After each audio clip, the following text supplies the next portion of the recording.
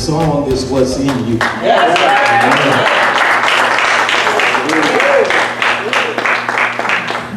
We'll never sound like the CD or the one who sung or wrote the song and did it. You'll never sound like them. Amen. But what's in your heart is what pleases God. Amen.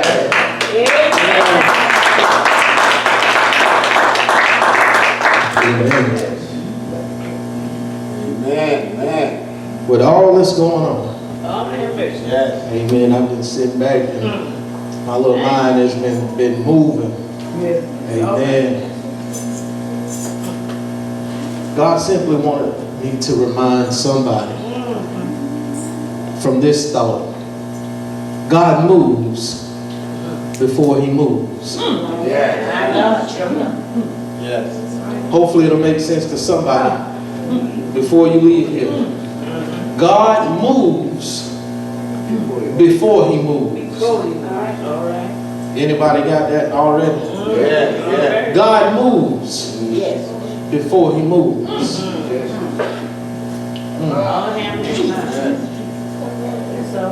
I guess what it means is, he already knows where he's going. Yes, Lord. I guess right. Yes, you got it, bro. Yes, sir. God moves before he moves. Yes, sir. Amen. Our foundational scripture, Jeremiah 29:11 from the NIV version. He simply says, once again, for I know, somebody shout he's talking right now. He says, for I know the plans I have for you, declares Monty, declares Lady C, declares the Lord. I know the plans I have for you, declares the Lord. Then he tells you plans to do good to you, plans to prosper you and not to harm you. Even though you're going through something, I don't mean what you're going through to harm you. You're going through something to prosper you, because I know the plan. Not just plan one, plans I have for you. He says plans to give you hope and a future. God, how can I have hope when I'm going through? Because I told y'all earlier, if you never go through nothing, then you won't understand who he is. If every day of your life is all peaches and cream, you don't never have no hard days in your life, then you won't know who he is. You won't fully understand his power.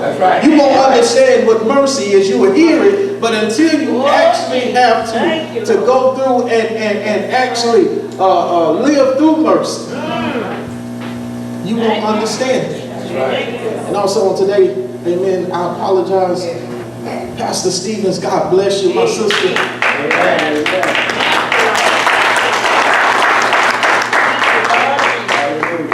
So God moves before he moves. You know, like in checkers, we played checkers last night. With checkers, you got to be a person that can think one move ahead. With chess, you got to know how to move one move ahead. Even dominoes, you got to know how to move one move ahead. With spades, you got to know how to move one move ahead. Whatever it is that you play, you got to know how to think one step ahead. And God specializes in being a forward thinker. He specializes in thinking about the things that you and I overlook. Hello, somebody? God moves before he moves. You ever play with an old checker head that can sit there and while y'all playing, he'll shake his head? I wouldn't do that. He looking at your move. He on the other side of the table, but he looking. And then as soon as you move, because he saw something that you didn't see, because he's thinking ahead. The good news about the God that we serve is that that's what he specializes in. I don't look for right now. I'm thinking about your eternity. While you worried about now, I'm already designing your everlasting. Hello, somebody. While you worried about how this is going to work out, I've already worked that out and I'm already on to the next. While you going through, I'm already on the outside waiting. Hello, somebody. So God moves before he moves. Yes, he do. Now, let me get 4 people up front. Let me show you something. Come on, Izzy, Deacon Ralph. There we go. I got the squad right here. This is the dream team. Hold that up. I want you to hold it up. Y'all spread out so all of them can see you. Hold it up. Hold it up so they can see you. Y'all turn around so they can see you over here. Y'all see this? This is what I want to establish with us. Somebody get your calculator. Unless y'all just mathematicians. This is what I want you to do. Every one of these problems are different. But watch this. 900 minus 300. 600? 1200 divided by 2. 600. 50 times 12. 600. 500 plus 100. 600. 600. Turn it around. Just to make sure, I wrote down so on the back, turn it around. So every one of these, the answer is 600. Now flip them back around. Wow. Now notice something. Watch this. Every one of these problems, they look different. But the answer is the same. Watch this. All right. It don't matter how you look at it. The answer is still the same. It's still 600, right? Watch this. He has a problem. He has a problem. He has a problem. He has a problem. But the answer is still the same. No matter what your problem is, there's still only one answer. Like, I want to get somebody right here. I don't care what the problem is. There's still one answer. I don't care if it's cancer. I don't care if it's diabetes. I don't care if it's high blood pressure. I don't care if it's a stroke or kidney failure. I don't care what it is. There's still one answer. Somebody, my God. No matter what I face, when my mind is racing, I got an answer. When things around me ain't lining up, I still got an answer. When people start acting funny, and I don't know what the problem is, I still got one answer. When everybody turn their back on me, I still got one answer. The answer is what? When there's sickness running through my body, the doctors are saying this and saying that. I don't care what they say, I still got one answer. And the answer is what? So no matter what problem you face, and every one of these men have a problem. Everybody in here, we got something that we're facing. Something. Somebody shout, I'm facing something. I'm facing something. Come on, shout it like you're really facing something. I'm going through something. I got some stuff that's weighing me down. I got some stuff that's trying to get the best of me. I got some stuff that got me questioning whether I'm saved or not. I got some stuff that's questioning, and I'm asking God, where are you? I got some stuff that's weighing me down. I'm burdened down. But I got one answer. He said, come to me. All you that are heavy burdened, come to me and I'll give you. Amen. Thank y'all. There's one answer to every problem. But we all have problems. Amen. But thank God for the movement. Thank God that he can think ahead. I I got to catch up to his thinking. But thank God that he can lay that thing out and make it plain for me. Now watch this. God specializes in always being a step ahead. We established that. But watch this. God also dwells in the past, present, and the future at the same time. He's in the past, the present, and the future all at the same time. Matthew chapter 16 verse 21, it says, from that time forth began Jesus to show unto his disciples how that he must go unto Jerusalem and suffer many things of the elders and chief priests and scribes, and be killed and be raised again the third day. Somebody shout the third day. So if I could paraphrase it for you, Jesus, before he went to the cross, he told his disciples everything that was going to happen. He didn't leave out the details. He told them this is what's going to happen. But then he told them at the end, but he said, but on the third day. In other words, before I even get to the third day, I've already got myself right. Because guess what he said? He said, this power, this life that I have, no man can take it from me. But I lay it down on my own accord. And if I lay it down with the same power I used to lay it down with, I use the same power to bring myself back. I'll resurrect myself. So I'm paraphrasing. He said, brothers and sisters, before I get to the cross, you're going to see me be betrayed. You're going, not only are you going to see me be betrayed, but you're going to see me led away into captivity. Not only will you see me led away, but you're also going to see me battered and bruised. Not only will you see me battered and bruised, but you're going to see me nailed to an old rugged cross. Not only will you see me nailed to a rugged cross, but you'll see me pierced in my side. And you'll see the blood that's come streaming down. Not only will you see me up on the cross, but you'll also see me up there, hanging my head and the mark on my shoulders. And I'm going to say, it is done. It is finished. And you're going to see me give up the ghost.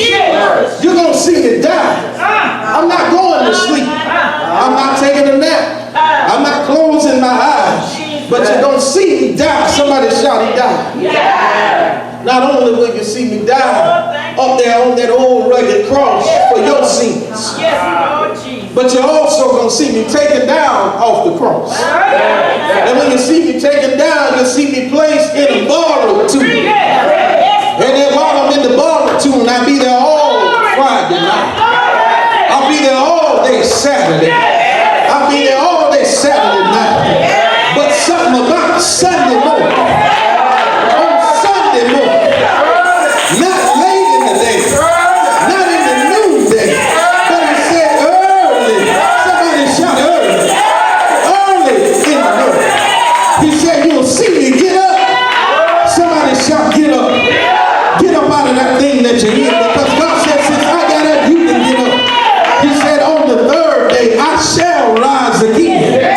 But he told them this before he even went to the cross. He told them this is how it's going to happen. Know why? Because I know the plan. If he knew the plan for himself, he knows the plan for you. Because he's the creator. The creator knows the creation. He's the author and the finisher. The author and the finisher know how the book is going to end. Hello, somebody. I'm not going to leave you in chapter 1 like we established last week. I'm going to bring you on over into chapter 2, chapter 3, and before long it's going to say, and they live happily. What it say? And they live happily ever after. But he told them, he said, before I move, I've already moved. And when I'm going through something, before I even open my mouth, he said it's already done. Before he moves, he's already moved. This is the thing we as Christians got to get deep down inside. Before he even moves, he's already moved.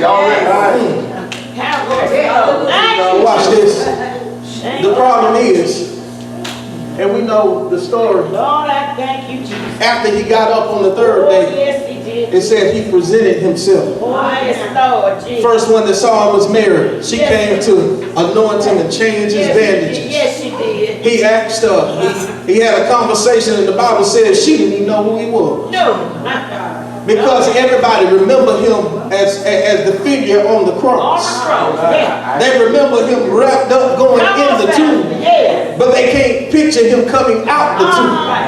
And so he sat there and he had a conversation with him. Then he finally called her and said, Mary. And she recognized the voice.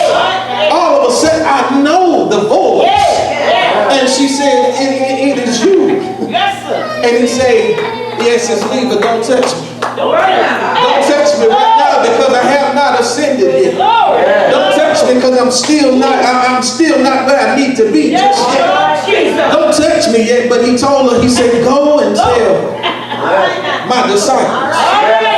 Go tell them what you saw. Go tell them that I said before I even moved that this was going to happen. Go tell them that I kept my word. Go tell them that I'm coming to see them.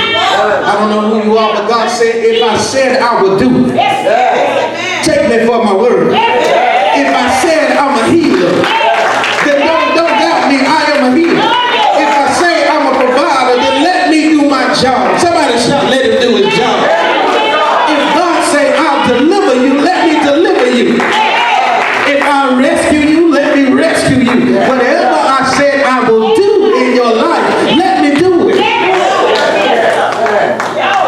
What we said the song earlier, say Jesus said, if you lean on me, He won't let you fall. if I said you can lean on me, then don't worry about falling. I don't care if we on the tallest building, just lean on me. If I say lean on me and you won't fall, then you won't fall. Help somebody. So the Bible says, it says that Jesus went, Mary went and told the disciples what she saw. The disciples at first said, come on, Mary. Are you for real? For real. It said that a couple days later, Jesus came. The disciples, all except one, they were gathered together in one room, door closed. And they said Jesus came walking through the door. In other words, he don't need permission to go where he needs to go. In your life, you can lock up everything in your life as much as you want. God said, I need your key. I don't need your permission. I can step right in your situation. I don't need you to invite me in. I can let myself in. Hello, somebody. Somebody that needs God to step in, say, step in. Whatever it is, say, God, come on in. You don't need permission. Just have your way. Just move how you want to move, God. He stepped in. And when he stepped in, like I said, all the disciples except one were there.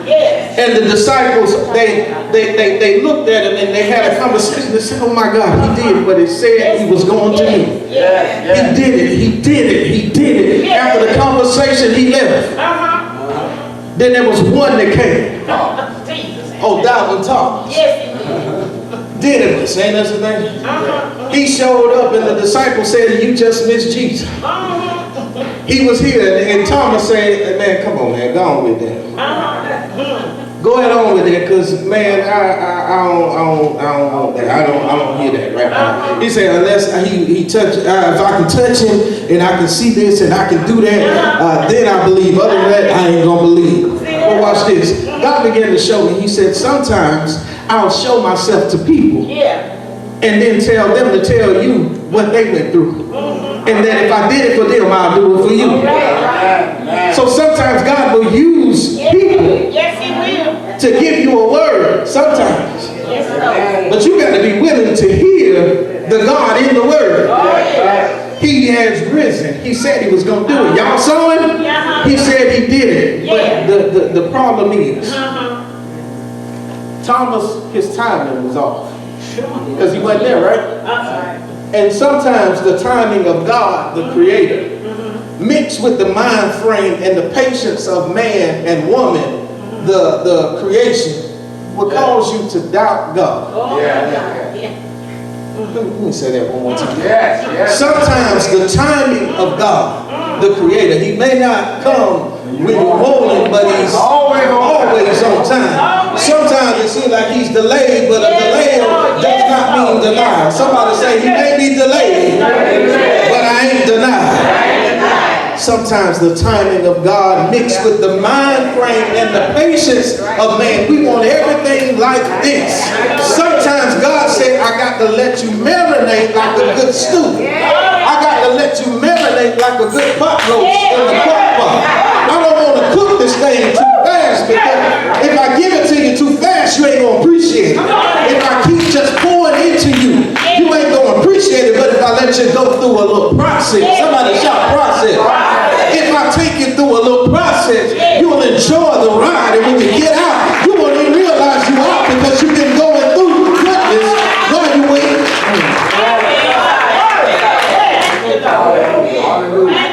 So God said, timing will cause you to doubt God. God, I've been going through this for a year now. God said, keep going. What did He tell Peter? Paul, excuse me. Paul prayed 3 times. Yes, And the Lord told him simply, my grace it's sufficient.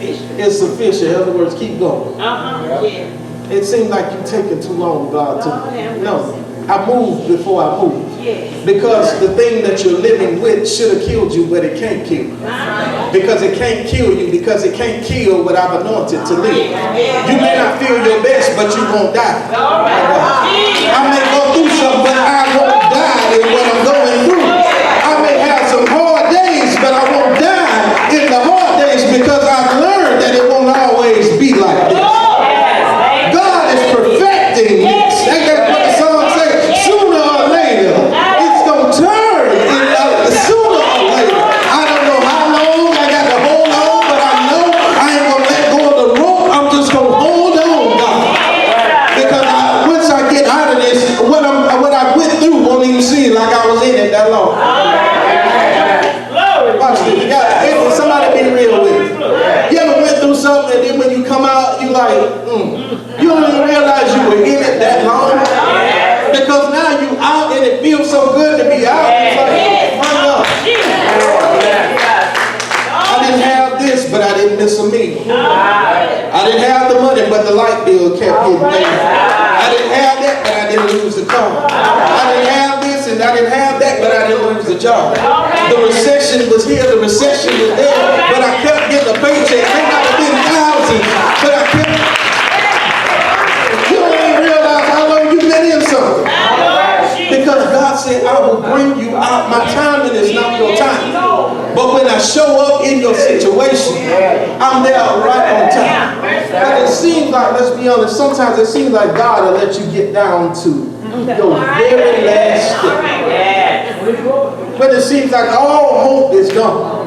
But I told y'all from experience, now I've learned that that's the best place to be. When all hope is gone. When every option is gone. The woman with the issue of blood, what it said, she had to went to all the physicians. She didn't have no more options, so she said, I got to try Jesus. And when she tried Jesus, what happened? It said immediately, somebody shout immediately. Immediately when she touched the hem